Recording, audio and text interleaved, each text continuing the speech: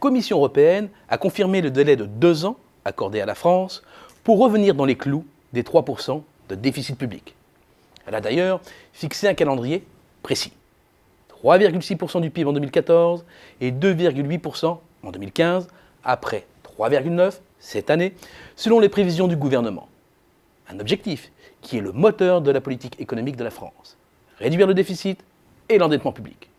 Un discours qui est repris en chœur par le petit monde politique et économique et amplement relayé par les médias.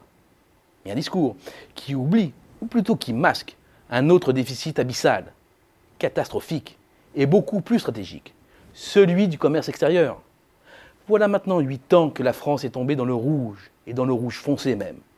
Depuis la mi-2011, le solde campe entre moins 60 et moins 70 milliards d'euros. Pourtant, il y a bel et bien un lien direct entre ce déficit et celui de nos comptes publics. Le gouffre commercial français relève d'un déficit de compétitivité et non d'une surchauffe transitoire de la demande intérieure. Le resserrement de la base productive et le recours aux importations se traduit par une contraction structurelle des ressources fiscales.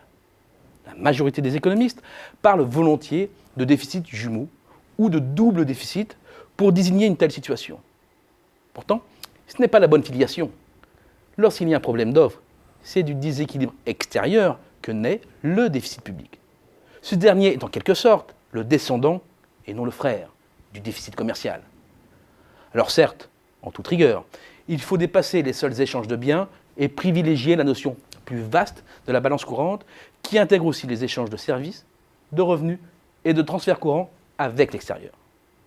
Mais comme vous pouvez le voir, l'excédent des services ne corrige pas, loin de là, le déficit de biens. Le solde courant est lui aussi négatif, suivant de très près le solde commercial.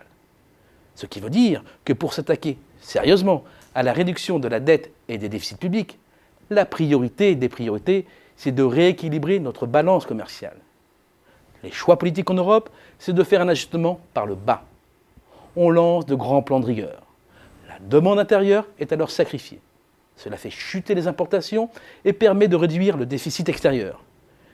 Mais on ne résout rien aux problèmes de fond concernant l'offre, voire on les aggrave. C'est ce qui se passe dans tous les pays du sud de l'Europe.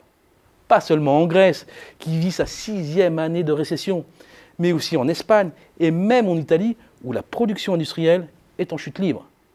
Elle a ainsi encore baissé de plus de 5% sur les 12 derniers mois. Alors, la politique alternative, c'est quoi? Eh bien, c'est se donner plus de temps pour réduire la dette publique et de donner la priorité à une stratégie de longue haleine pour redynamiser l'appareil productif et sa compétitivité. C'est de donner à nos entreprises les moyens d'être plus offensives à l'extérieur et de reconquérir des parts de marché sur le territoire.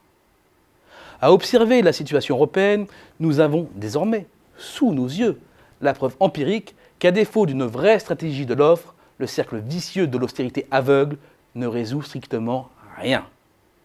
Réduire le déficit public n'est pas la bonne priorité si cela interdit de nous donner les moyens décisifs pour faire rebondir nos entreprises.